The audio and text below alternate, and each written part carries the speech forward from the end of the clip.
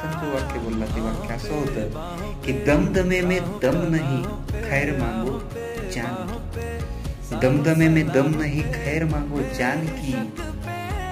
ऐ जफर ठंडी हुई अब तेग हिंदुस्तान की. ऐ जफर थंडी हुई अब तेग हिंदुस्तान की.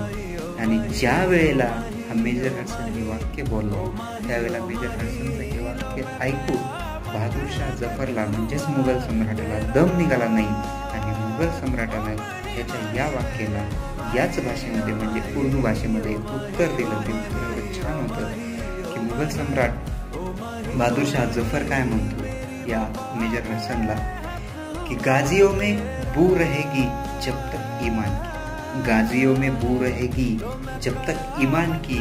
तक ए लंदन तक चलेगी तेग हिंदुस्तान की. तक ए लंदन तक चलेगी